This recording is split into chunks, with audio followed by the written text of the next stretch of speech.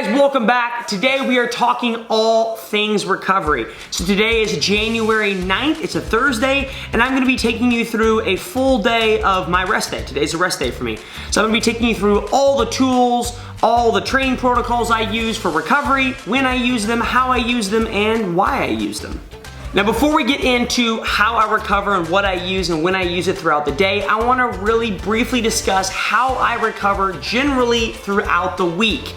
As an athlete, I believe you need one, if not two, full complete days of rest during the week.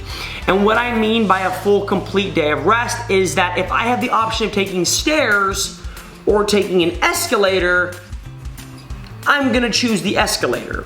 And I think what a lot of people do is they get caught up into the idea that, okay, today's a rest day, I have 24 hours to recover, I could probably still fit a little bit something in. You know, I can still go get some core, or go do some skills, or go swim a little bit, and before you know it, you've done a half day of training, and the next day when you need to wake up and hit it hard, you're still kind of blown or tired or sore from that, and you haven't given your body the adequate rest it deserves. And I'm not gonna sit here and say I'm perfect at this. Honestly, this week is a prime example. I had to swim because one of my 2020 goals is to become a better swimmer. I kept pushing off swimming during the week. Finally, I had to swim on my rest day, and before you know it, I had swam 1,600 meters on my rest day, and it wasn't a rest day anymore. And so that's what I really wanna tell you guys is, make sure you have a complete full day of rest during the week. There's nothing wrong with active recovery, don't get me wrong, but I think at some point during the week you need one, if not two, full days of rest where you don't think about the gym, you don't go to the gym, and you let your body and your mind fully recover. All right, so let's jump right into it. First things first, on a rest day like today, when I normally wake up, I'm usually super tight, and that depends on what I did the night before, the day before, even before that. And honestly, honest to goodness, if you're like me, the hardest thing I do in the morning is waking up and putting on my shoes and socks and tying them. Like, my hamstrings are always super tight since we use hamstrings for pretty much everything. So to be honest, when I wake up first thing in the morning, I usually do some kind of mobility or stretching, mainly just for my lower body, because my lower body tends to tighten up a little more than others during the night. Now, after some stretching and having some breakfast, I have three things I really try to get in before the afternoon hits, and that is some kind of stem, some kind of scraping, and some kind of compression. Now today I had a lot of work calls to get done, calls to talk about contracts, calls to talk about upcoming projects, and so for me, the easiest time to get that done was during some of these calls. Now specifically, the thing I wanted to use stem for today, or use my Mark Pro on, was my shoulders. Yesterday morning, I did the Rich Froning dumbbell squat snatch workout he's doing in his sanctioned event, and bringing a 125-pound dumbbell onto your shoulders multiple times really just kind of bangs them up. And so for me, I wanted something specific to use on my shoulder to make that feel a little bit better and help speed up the recovery process. On top of that, I also do some scraping, which I also did during some work calls. And the scraping was normally done around my forearms and biceps, and that was mainly due to because we did a lot of grip workout the day before that, involving like plate pinch, legless rope climbs, and some grip training. So I really wanted to focus on scraping that area and breaking up that scar tissue and helping that recover a little bit faster. Now next up is compression. I mainly use the legs on the Normatec unit. The arms are good, the hips are good, but the legs I think are where the money's made at. Like, that's a really important tool I use all the time. I mainly use that today because a few days ago we did a online qualifier workout for the Mid-Atlantic CrossFit Challenge, and it had like 75 double dumbbell squat cleans in it, and then before that I swam and did single arm thrusters. So there's just a lot of leg quad movements I did recently, and so for me, putting that on there and help my legs recover through compression was huge to recovery and overall just feeling better.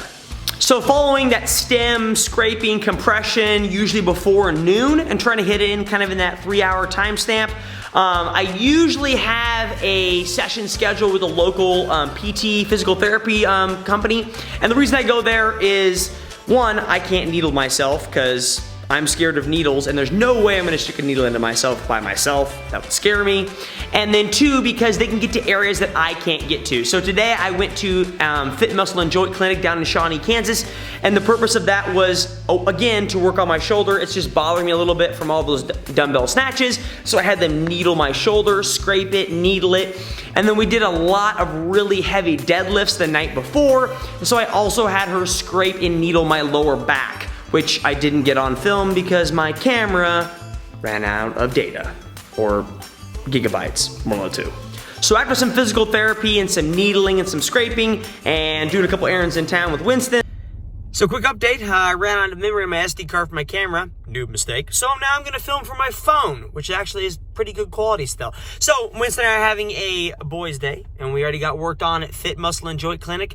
And now, honestly, there's him, just in case. And now, honestly, there's no such thing as too much caffeine on a recovery day. So we're here at Starbucks. Yeah, can I please have a medium white chocolate mocha latte, please? And then I also have a small dog. Do you guys have a puppuccino?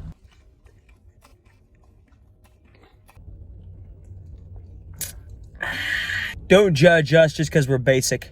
Then I came home and we stretched a little bit more, and I think stretching cannot be overstated enough. I think it's really underestimated. I think a lot of people tend to think, okay, well, I'm gonna rely on my tools or my supplements or this or that to make sure that I'm recovering, when they're actually should be probably doing a lot more mobility and stretching, and they tend to undervalue that, when in actuality, that's probably the most important thing. Instead of throwing money at a situation and throwing money at it and thinking, okay, I'm gonna buy this tool, I'm gonna buy this really expensive thing, which is still good, don't get me wrong, they tend to forget the free thing, which is just stretching, which is also really, really important. So, came back, did some more stretching. I know my hips are really tight, so did a lot of hip stretches and some overhead stretches, because I know tomorrow I'm gonna do a lot of overhead squats and just kind of preparing for that mentally to get there. The last piece of my rest day that I use to recover usually involves a hot tub or a cold tub at night.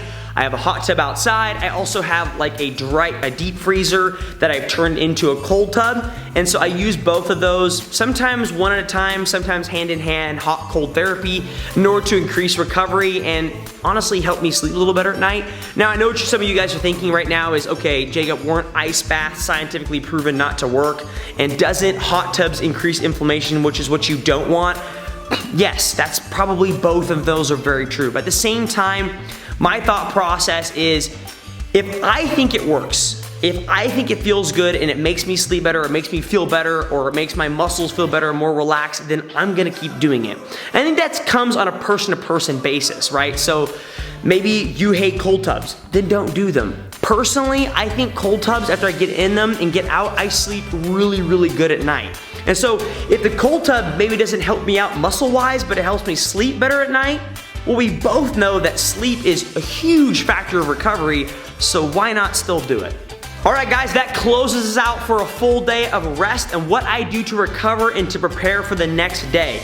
If you guys have any questions about the tools I use, the products I use, what stretches I did, anything of that nature, put down below. I'll make sure to respond back to you guys. Other than that, I hope you have a wonderful day, and I hope you guys are armed to the teeth with some sick ways of recovering. That way you can get better tomorrow. Pretty solid way to end the video, honestly. I have nothing else to say. See you guys!